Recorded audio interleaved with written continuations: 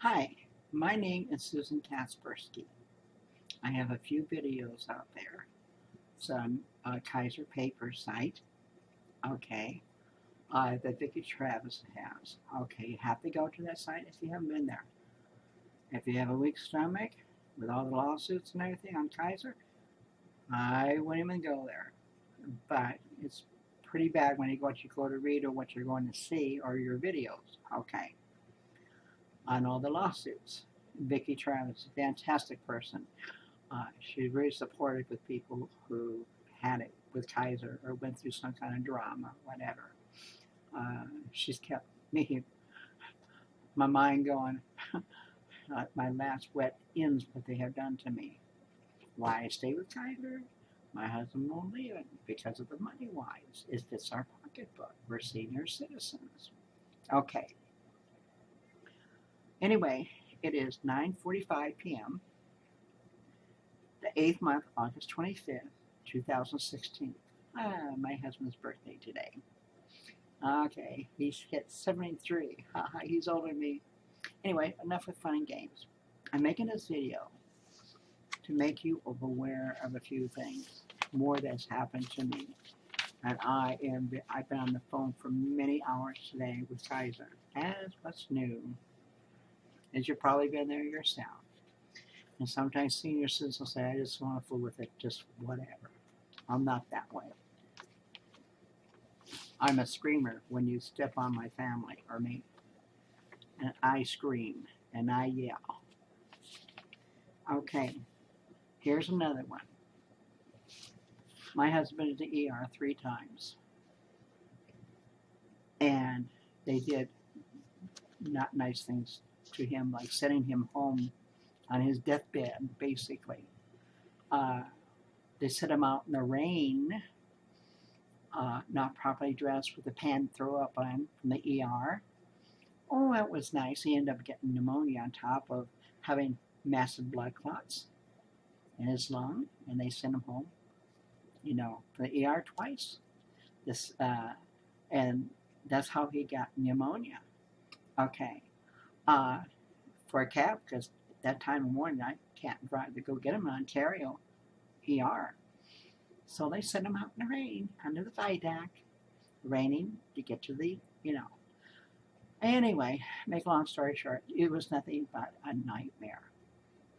So I went, after it was all over with, I complained about everything that happened, and especially this doctor. I don't know in Fontana if you're familiar with her. She's intense in internal medicine. Also, she was in ER at the time all this happened. And that's her name. That's what she looks like. That is the person that doesn't need to be in Kaiser.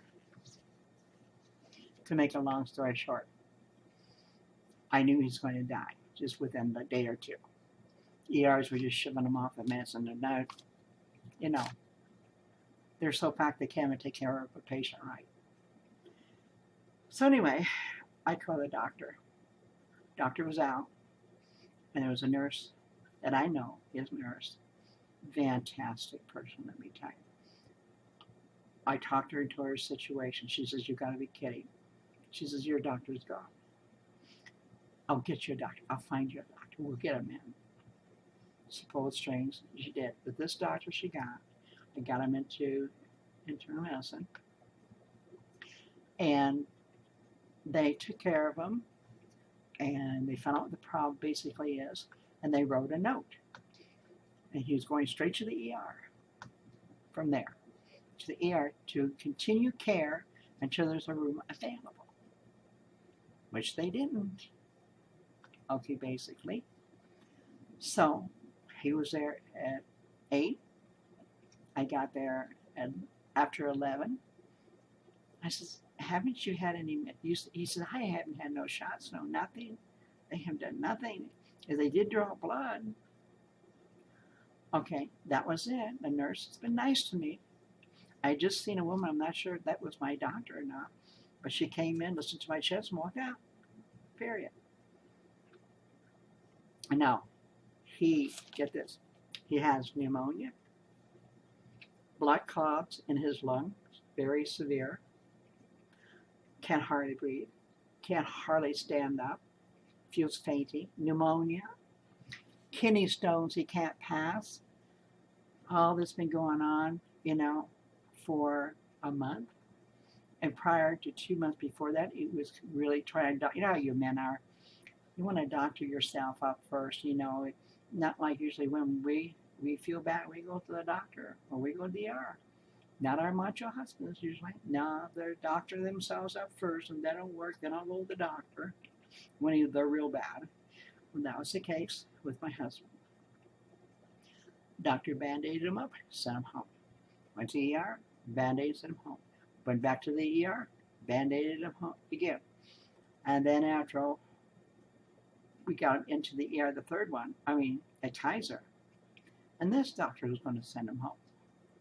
I said, you gotta be kidding. When she come in, because I wanted to talk to her, I said, I want to talk to the doctor. She came in. She looked at Mr. Kasperski. She says, well, you look okay. I'm going to give you some medicine, and we're going to send you home. Huh? Can I give him some more medicine and send him home? Painkillers with a breathing machine and pills or something? I don't know. You got to be kidding. So I explained it to her. Well, we'll just send him. I can give him medicine. He'll be just fine going home. Okay. So then my husband says, and my husband don't cry. He only cried when his son died, when his mom and dad died, or something like that. Really cry. And he broke out crying. He says, you send me home, I'll die. He says, please just get me a minute, take care of me, and get me back on my feet. He says, it is, I can't even walk. It takes everybody to hold on to me. I'm so weak and everything. He goes, oh, get this. This is what she said. This is what she said to him. This so-called doctor. Oh, you can't stand up or anything, really? No. Oh, then I'll have to make different arrangements. I'll have to send you to a nursing home. What? What kind of idiots does Kaiser got? Send her to a nursing home. The ER is supposed to, what? Because what did she say? I said, he's on his back, on his deathbed, and you say that to him? Would you say that to somebody who had a young child in the same condition he is? Send him to a nursing home? She says, yeah. I says, you call yourself a doctor to get somebody when they're down? And I went out in the hallway. I wanted to talk to her in the hallway. I know they got cameras there. I'm Polish. And I'm from the old school. You don't mess with my family. You don't. I know the laws. And I said, I'll fix it where she'll never practice in the United States again. She can go back to the Oriental country or whatever she came from. We don't treat people like that. If she treated American, she's American born. And he provided his faith. He's good people. And she treated him like that. I hate to see how she treat people off the streets that don't have a dime or illegals. My gosh. I don't think she can get any worse. This is America. We don't treat people like that. Rich or poor, black or white, illegals or what. We don't treat them like that. She took an oath to take care of them. She's not there to worry about who's going to pay what, who's going to do what, or anything. She's there to take care of them. She knows she made a pledge. And she violated that. She didn't live up to that pledge at all. I'd better off to take him to a veterinarian. Oh, well, so much for that, huh? Anyway, so I wrote the complaint, everything out. It's on Vicky Travis's site and everything. Vicki Travis on Kaiser paper. Okay. Her story is something else. Nightmare. What happened is why she started, getting involved in doing all this to help people. Anyway, like I said, I sent this in because, and this is why I sent this last page. I sent in all the complaints, everything. Then I finally sent this one in because I wasn't getting no response back. This letter got a response back quickly. And I spent 30 days email on the fax machine because every time I filled out this form, it wasn't right because I was taking over my husband's affairs, his medical, everything, process the complaint and everything in his behalf, and they want to, they can talk to him about it, but he's so sick, he can't handle it. But he don't want them to get by with it. So that's why I was taking over. After 30 days of hell trying to get this thing done right, I said, my gosh, why don't you put in every day layman's terms? If this ain't right signature here, no supposed to be this signature here. I said, not very good explanatory for us. Anyway, I said, after it was okay, and okay by 4 people, as now, you didn't comply to me because there's something wrong with it. So you just didn't send another letter or call me and say, okay, here we go, you got another problem. You just said, oh, well, like that. Now, since I got the letter sent off, wow, you jumped on it. Where you been? Are you throw everything in the garbage, figuring that I would forget everything and go on my way? You want to stop me for the process of it, of the complaint against Kaiser? And this is a way for you to stop me? You got another thing coming. And this is what they said. When we had the school district, the plan under the Unified School District, we called Kaiser Plan. And after so many years, my husband finally retired. He's still working with the school district, but he filed for retirement. And automatically, he had to fill out for Medicare. Okay. Can't use it, but it's there. Okay. So if you've been through this, you know what I'm talking about. So anyway, we were told by Medicare and also by Kaiser, always use Kaiser card on everything. Once you use that other number, or we use it by accident, or you do, you're already thrown out of Kaiser and you can't come back, period. And it was going to break my heart. And the other thing is that Medicare won't take you either. It's no good anyway. It's just, you can't use it anyway. It's just there because it shows that you're under that plan is part of our package deal. And you don't ever use that. And if you use it, and once that number is known in Kaiser and someone uses it, and Kaiser for a billing or anything, you're automatically out. So, and here it says,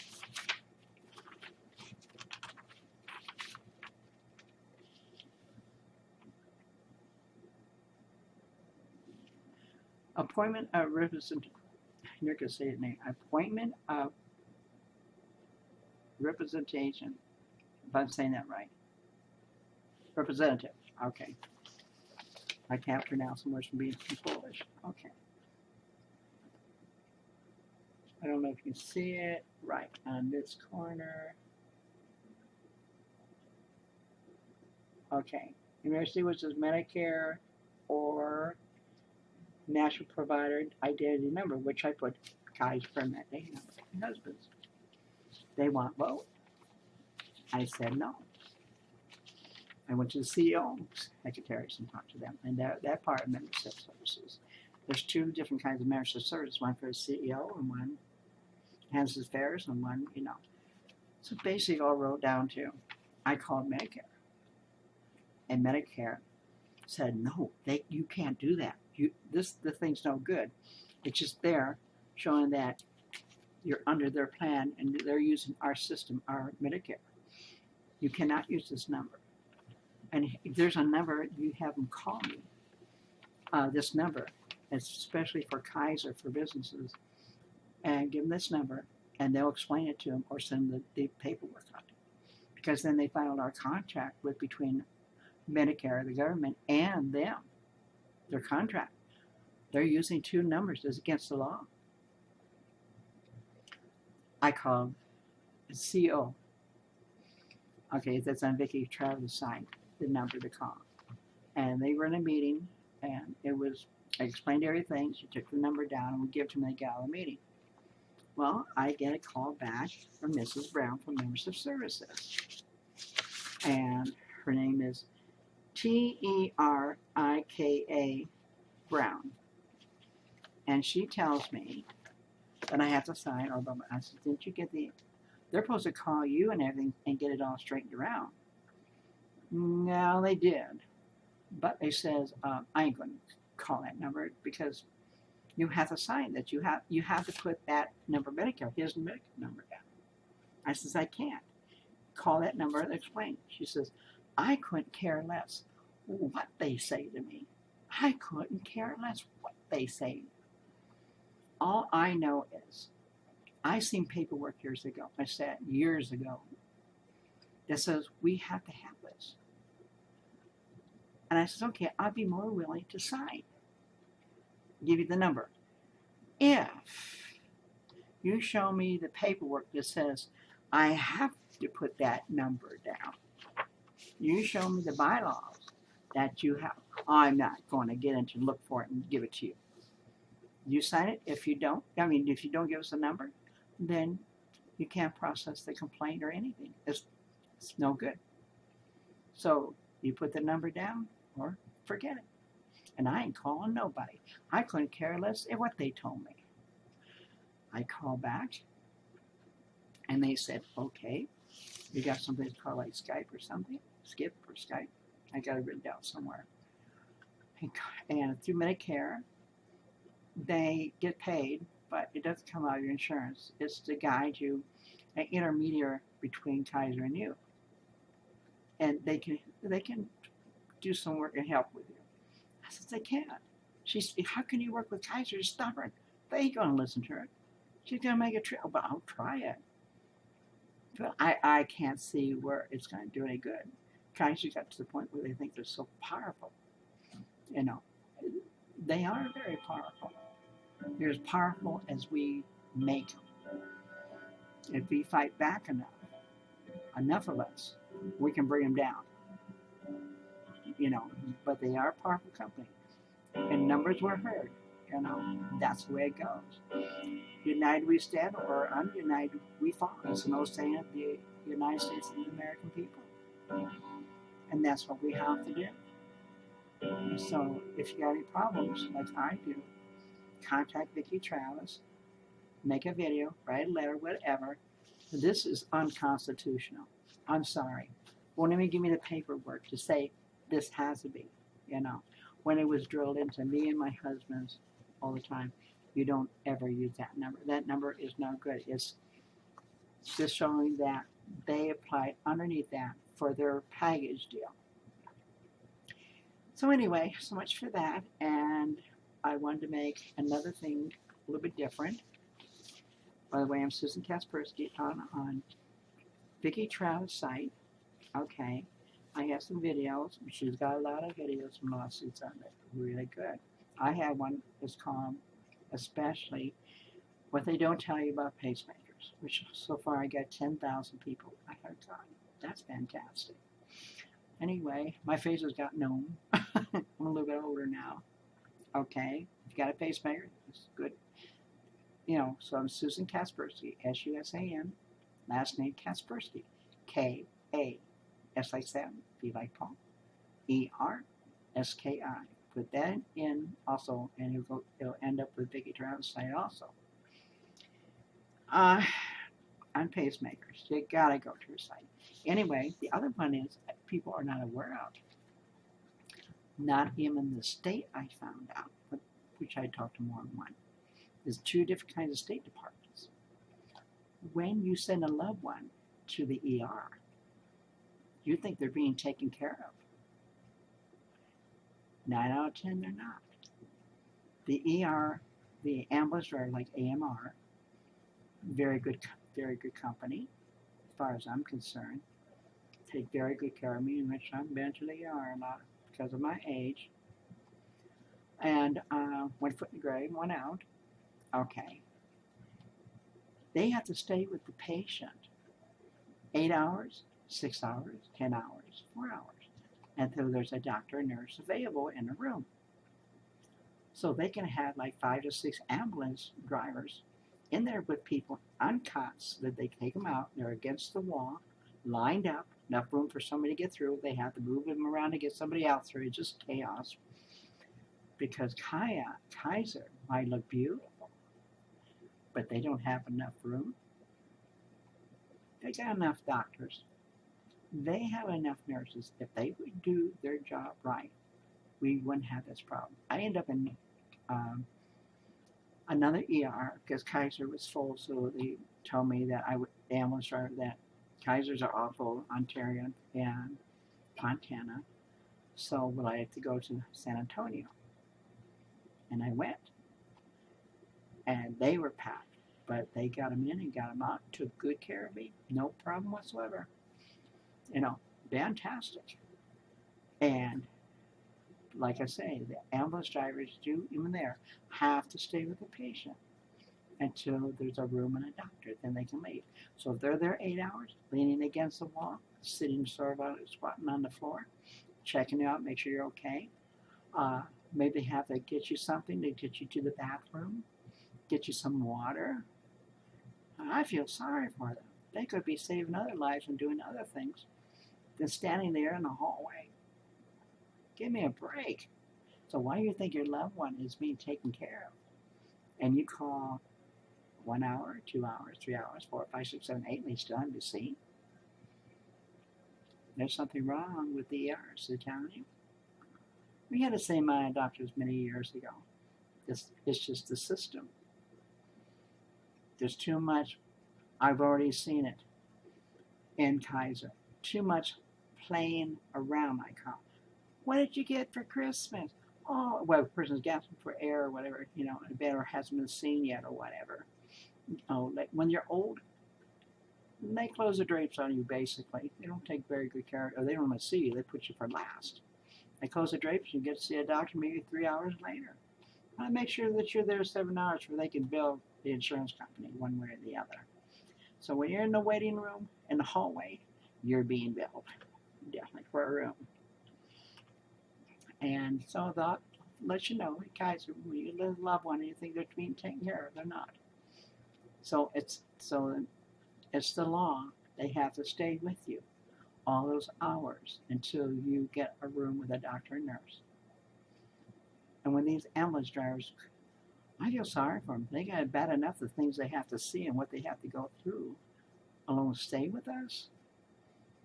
The lack of care. I've seen them sitting around, just looking around, going from one room to another, but talking, you know, in the hallways. When it's just not kosher. Anyway, I'm going to sign off. It's Mrs. Kasperski. Take this video as whatever. I'm 72 years old, and now I'm trying to figure out what I'm going to do next. I did the video. I don't know if Vicki will put it on her site or not, but I'm hoping. If not, I'll put it on my Facebook. Okay. Thank you very much. You have a good year. Bye-bye.